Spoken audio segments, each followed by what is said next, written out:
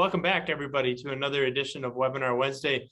It's great to have you all with us talking about how we measure performance in our industrial training programs. You know, I work with operators, I work with managers, I work with leaders of manufacturing companies all over the Midwest. And one of the things that comes up when we start talking about implementing an employee training program is they will come back and they will say, my boss is all about ROI. Now, of course, we use the big bad boss as a metaphor here. I know most of us don't work with or for people like that anymore. That wasn't always the case. I mean, I can remember early days in manufacturing, you'd have some of these bosses that were so rough on you that after they ended up delivering directives, it'd be like you were looking for the cold, dead bodies. We don't have those kind of people anymore, but we do have bosses, we do have leaders who expect ROI. What is ROI?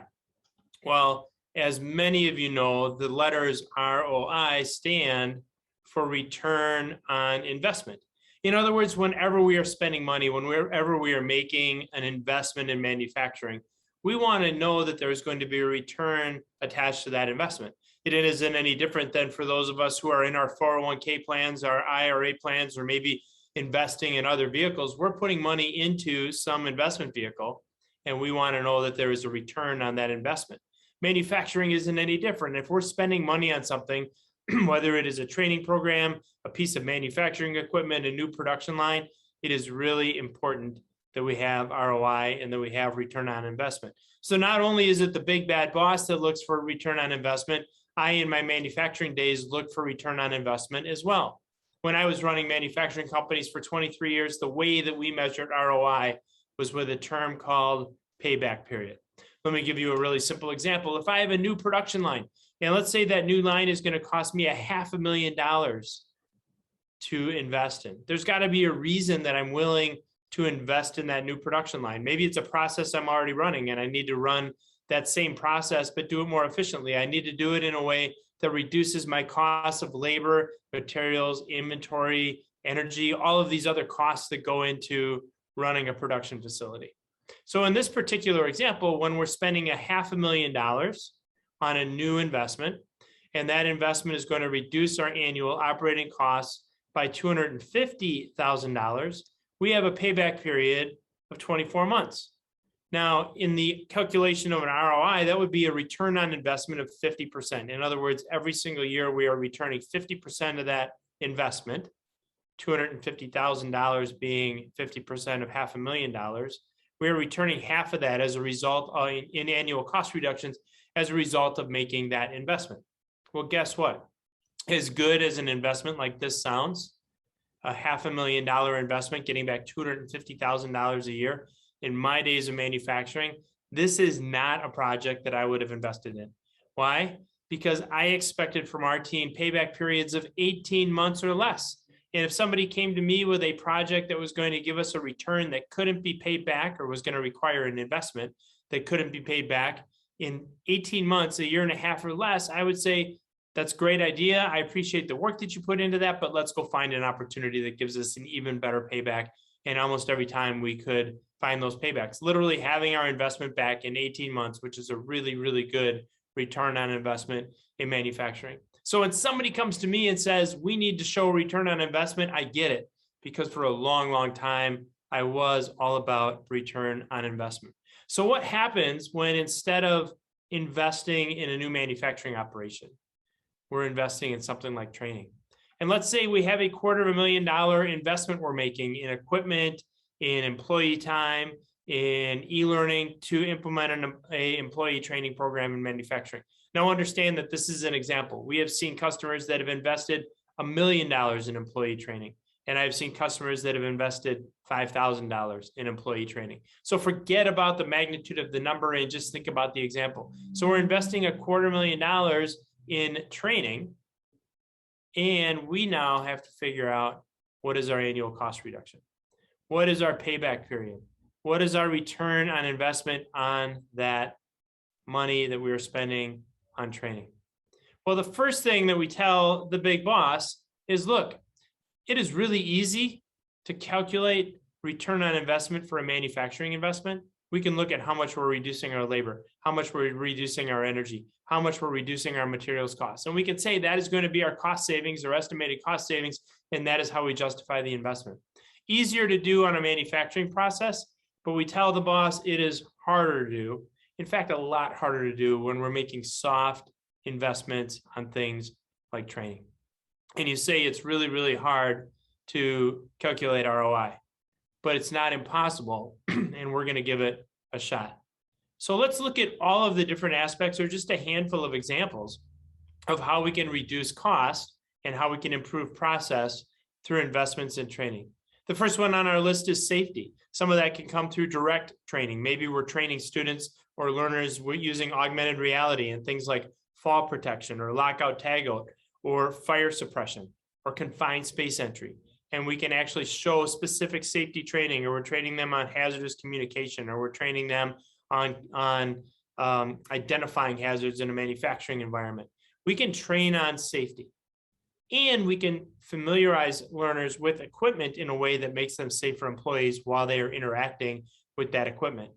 An employee who understands electrical circuits and the dangers of electricity will be much more safe working, for instance, around electricity. And we can save tremendous amounts of money by creating a safer workplace. Would you believe that the average cost of a workplace injury is over $42,000?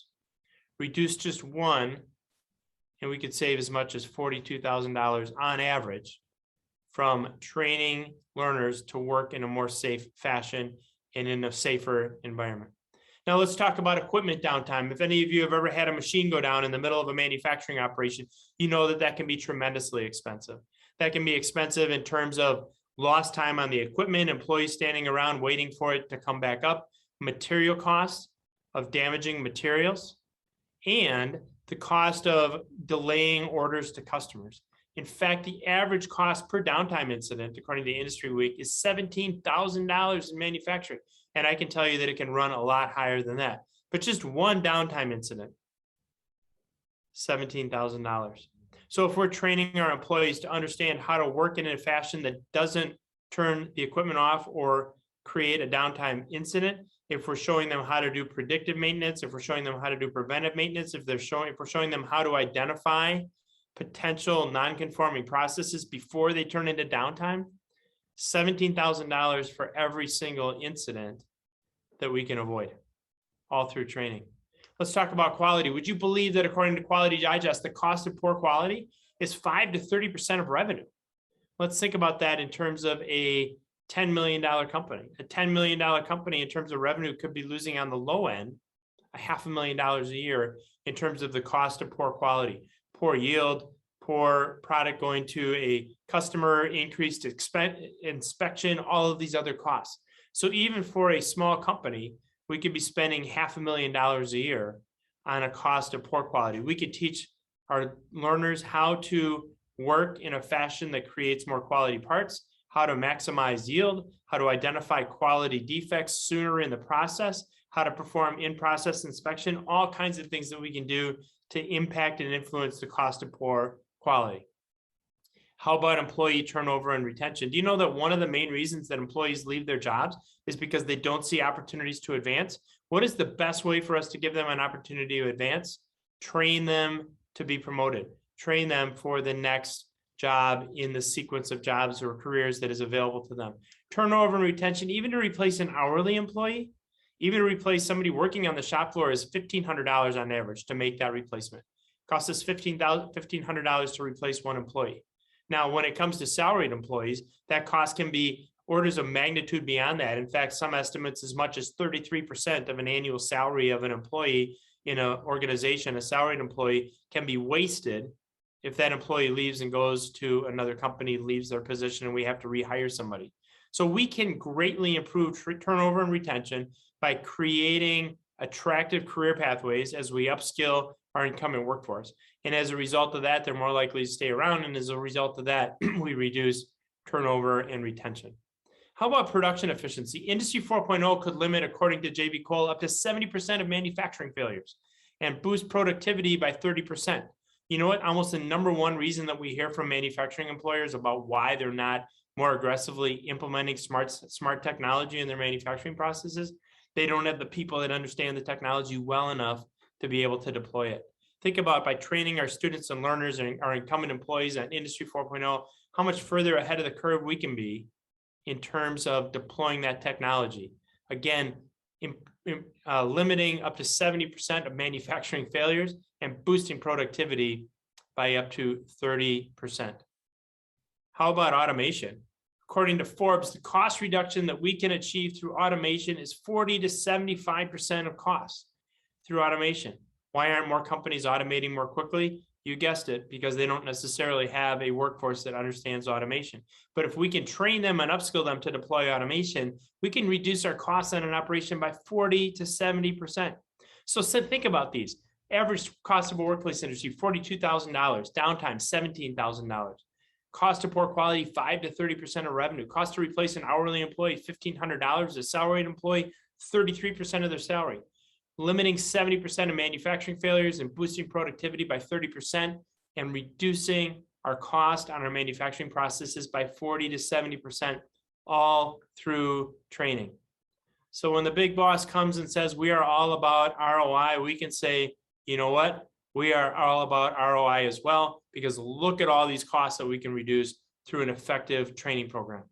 Now, what they might tell you is, well, you know, it's really hard for us to know that just because our workplace injuries went down, that was because of training. How do we know that just because our productivity went up, that was because of training? How do we know that just because we had less downtime, that was because of training? And our answer is, we told you so. We told you when we started the conversation that it wasn't easy to measure, and it's not perfect to measure, but we can measure it, and we can determine what those cost savings are, and we can improve the ROI in the business and return on that investment by thinking deeply about the cost that is reduced by an effective training program.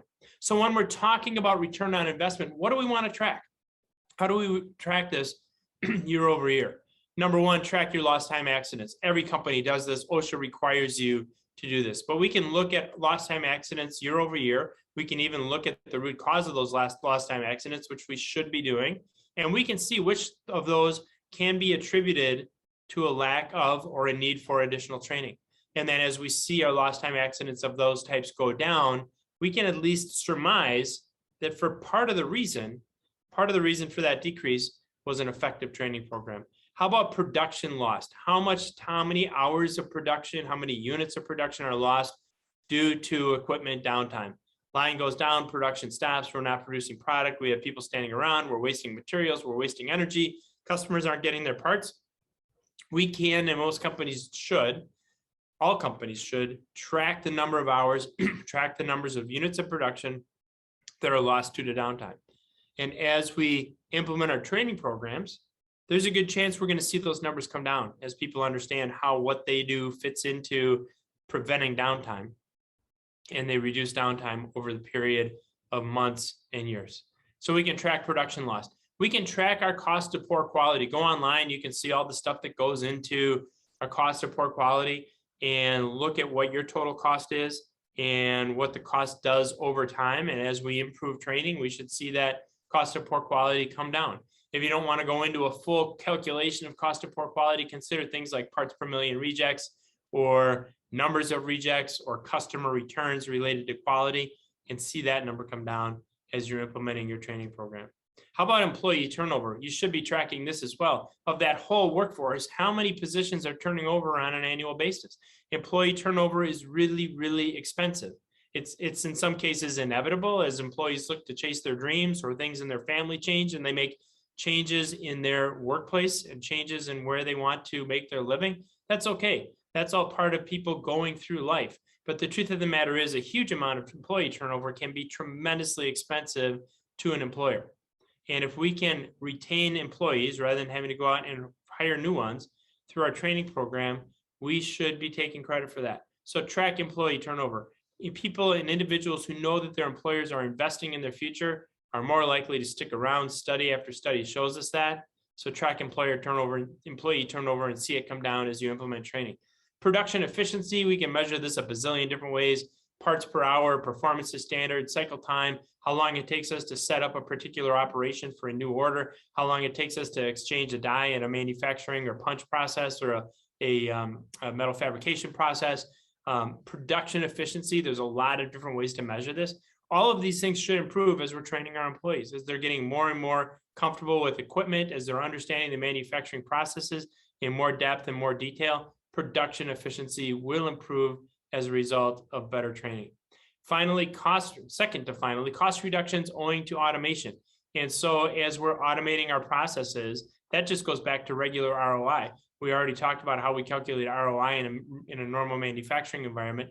Tracking cost reductions owing to automation is really, really simple to do because we've already set that up. But take credit for it. We couldn't have been able to do that without training in many cases because we need to have employees that understand those processes, understand automation, understand integration in order for us to implement it in the first place. So while I said second to last, I said that because we also have to think about what gets measured improves. What I mean by that is once we implement our employee training program, we not only have to track ROI, which is really, really important, we have to track how effective we are in implementing and reaching our goals on that program itself. So we've all heard the adage, what gets measured improves. We know over time as we measure things in manufacturing and elsewhere that improves because we're measuring it, because people recognize that they're being measured by it, because we're starting to be conscious of the opportunities to improve productivity, improve efficiency, reduce lost time accidents, and so on. So we need to come up with the right metrics about our employee training program in the first place. Number one, track the number of employees participating. And it doesn't have to be every employee, and in many cases, it shouldn't be. Every manufacturing plant, every manufacturer, every company has a handful of people that are late adopters if they adopt at all. If you have people that you know are not going to be interested in being part of your training program, if you know that they're not going to be excited about it, then leave them out. It's okay to leave them out. But let's track the number of employees participating. We should set a goal on the front end of how many employees we want to train over the course of a year and how successful we are in actually accomplishing that. Number two, track their hours of training. It's not good enough just to have people in the training program. We have to track how many hours of training they are experiencing. Now, it's all about competencies in industrial training. It's not really how many hours they spent in the course or in the training program. It's about what they learned. But a really good bellwether is how many hours, how many employee hours are we investing in training? There's a cost attached to every one of those hours as well, because every hour that an employee is in training is an hour that they're not on the shop floor. That's the opportunity cost of training. The expectation, however, is that it is going to pay off in droves over time. Pre-quiz and e-assessment scores. So if we're using online learning, we should be tracking pre-quiz scores. We should be tracking what we call e-assessment scores. As you know, if you've been tuning into this series, the e-assessment is used to decide exactly where the knowledge ends and the learning opportunity begins. We want to make sure we're putting our learners in exactly the right course at exactly the right time, so we're using their time efficiently. We should also track their pre-quiz scores on the content. What we mean by a pre-quiz score is that they are going into a course. We have them take a quiz before they enter the course. And the reason that's important is it creates a benchmark. It creates an understanding of what their knowledge level is as they begin that particular course. Then they go through the coursework and they take a quiz afterwards, and we track that as well. We track their post-quiz scores, and we determine how that score, once they've completed the course, compares to their score when they took the pre-quiz. And that way we can establish that they're learning. If the pre-quiz score is a 40% and the post-quiz score is a 90, wow, that employee really learned something. If the pre-quiz is a 40 and the post-quiz is a 45 or a 50, something isn't quite right, and we have to figure out what it is. So we should be tracking our post-quiz scores. We should also be tracking hands-on skills assessments. And we should be looking at how is an individual performing their skills on a hands-on trainer, building AC/DC circuits, building electric relay control circuits, interacting with PLCs, programming robots, stepper motors, HMIs, all this different technology, mechanical drives, motor control that they're learning as they go through their learning process. So we should track hands-on skill assessments as well, so that we know that they have the hands-on skills that we thought were important when we put the program together in the first place. Certifications earned. Regular attendees to Webinar Wednesday know that I'm a huge advocate for the NACDI certifications in, for instance, basic robot operations and programming. You know that I am a huge advocate for the Manufacturing Skills Standards Council which has certifications around everything from supply chain to safety to manufacturing, maintenance processes, production processes, quality, safety, and so on. And so having certifications attached to our training programs, and of course, we don't want to leave out another one of my favorites, the Smart Automation Certification Alliance, that has all kinds of great certifications around Industry 4.0, of which I hold 2 of them. Track the number of certifications earned by your employees. Offer them the opportunity to gain a third-party certification or credential. You would be surprised at how many states across the United States have initiatives around credentialing employees post-secondary, meaning after they're out of high school. Incumbent workers, make sure you've got the right certification program. Make sure you're measuring the number of certifications. And number 7, internal promotions. This is one of my favorite outcomes of manufacturing training programs, is that we are equipping our learners, we are equipping our incumbent employees with skills and competencies that are necessary for them to be promoted, from maintenance tech 1 to maintenance tech 2, from electrician 2 to electrician 3, from utility person 3 to utility person 4, and so on.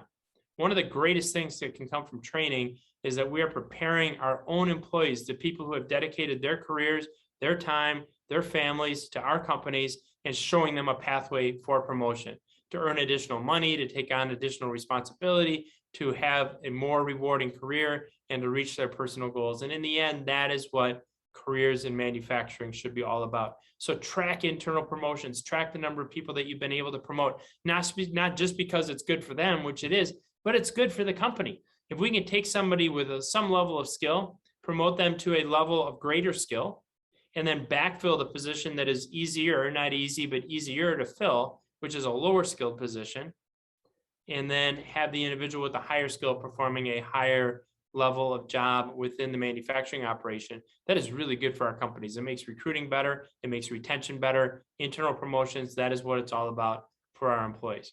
So answer to the big boss man, yes, we can measure value from training, and we can measure it through cost reductions on the shop floor, the same way we would measure any other ROI on a manufacturing investment.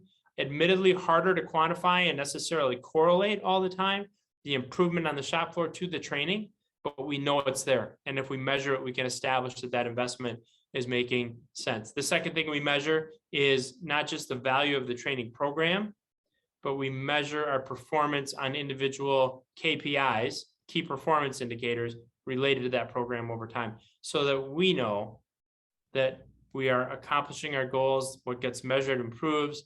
We know that we are taking care of all of the different individuals working in our company that we want to promote through the ranks, that we want to equip with additional skills. And we know if we're getting off track a little bit and need to get back on track to reach that greater goal of return on investment for the investment we're making in our team. So Melissa, that's it for our presentation today. We'd love to hear what our audience has to say.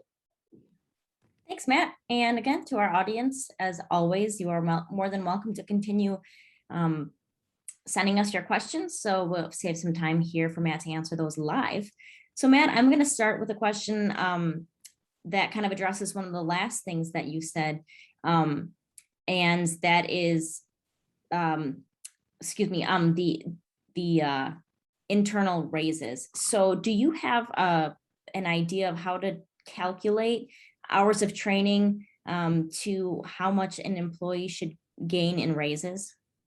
Well, it's a really, really good question. And I think the question is answered best by looking at what the market is paying for a specific position. So at our company, for instance, I always want to pay a little bit better than market. In other words, I want to know that if we are going to attract and retain the very best people, we're going to have to pay them a little bit more than what they might make working someplace else. Now, there's all kinds of other benefits that we think that come along with working for a mission-based company that is doing really, really important work, and they should appreciate those as well. But I never want to lose somebody because they can go somewhere else and make a wage that's above market when we weren't above market. So manufacturing is the same way. There is a market rate wage, and those have been increasing actually quite a bit over the course of the next several years.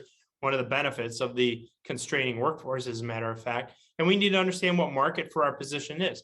And most companies will have a lattice, if you will, or they'll have a matrix for this is the position, maintenance tech 1, here's the range of pay, Here's the pay for maintenance tech 2. Some of them base it on skills and competencies, which I think is great. Some of them might base it on years of service, which is another way of looking at it. They're always going to base it on responsibilities and value that they add to the company. So what a company should have is a good matrix that shows an individual a career pathway, both in terms of responsibility and in terms of compensation, so that as we're upskilling and training our people, we can show them that pathway. We have a lot of clients that actually make completion of the training a criteria, not the whole criteria, but one part of the criteria for promotion. So in order to be considered for promotion, you have to complete the training. And now an employee can see, okay, these are the things I need to do in order to be considered for promotion. They can see the pay structure and the opportunity to increase their own personal income over time and tie that back into the training program itself. Awesome. Thank you, Matt. Next question is a really good one. What is the average payback period for investing in a training program for my employees? So it's another really, really good question. I would tell you, if you look at it the way that we looked at it, it can be 6 months or less. In other words, if we start looking at all of these benefits that come from implementing training, whether it's less downtime, whether it is a more inspired workforce, whether it's fewer safety incidents on the shop floor, improved efficiency, lowering cost of quality, all of those benefits relative to the cost of the investment in training, usually you can come up with a payback that is literally 6 months or less, and we can measure that. Like we said, the other point to be made is that the cost of a training program isn't necessarily what you're spending on e-learning and hands-on trainers, although those have an element of cost to them. The other part of the cost is the cost of putting the employee in the seat while they are learning, and that is a cost that we're usually paying that employee. They're not on the floor, they're in training, and so there's definitely a cost. We need to make sure we include that cost in our calculation. The good news is, and a great way to offset the cost of the training itself, is that there is a lot of money available to help offset the cost of incumbent worker training. So talk to your local workforce board. They certainly have WIOA money that is available to offset the cost of training. And we also have a ton of federal and state money that is being poured into workforce upskilling programs across the Midwest and across the United States that also provide a great opportunity to offset the cost and even get a greater payback. But we can see them as quick as 6 months, which is fantastic in manufacturing. Yeah, absolutely. 6 months is absolutely fantastic. Another great question. Do you have any data or idea on the value of e-learning alone versus adding in the hands-on trainers for when you're talking about the ROI on quality and downtime and safety, et cetera? I'll answer that question anecdotally, and I will tell you that there is unquestionably huge benefit and significant ROI that comes from just doing the e-learning platform alone. And you know how I know that is because those 2 certifications that I earned using e-learning. And I even wrote a magazine column last summer that talked about how if I had to do it over again, I would have earned those certifications 25 years ago because they would have made me a much better manufacturing executive. I would have been able to go out on the shop floor and much more quickly integrate and interact with our team, identifying bottlenecks, identifying improvement opportunities, identifying quality issues had I been through that e-learning program. So in the world of manufacturing, and we've talked about this on previous webinar Wednesdays, our learners are hands-on kinesthetic learners. It's really important for us to pick the right e-learning, to make sure that it's interactive, to make sure that there are virtual skills and simulations that they can do as part of that e-learning. We're huge advocates for hands-on skills. They're not absolutely necessary. They're a nice add-on for the e-learning platform, but there's unquestionably huge value that comes from solely using the e-learning. And we have a lot of employers all over the Midwest that have opted, at least initially, to start using e-learning and then to graduate into hands-on trainers later. And they will tell you that their payback and that their ROI on that e-learning has been phenomenal. Awesome. Thank you, Matt, for answering all those questions. I'll leave it to you to wrap up. All right. Thanks, Melissa. Thanks to our audience for being back with us again. I'm actually a little melancholy as we get a little bit closer to the end of this industrial training series, which I've really, really enjoyed being a part of and really enjoyed delivering to you. This isn't the last episode, so look for future episodes of the industrial training series. We are here every single Wednesday at 2:00 p.m. Thank you so much for being with us this week, and we will see you next week.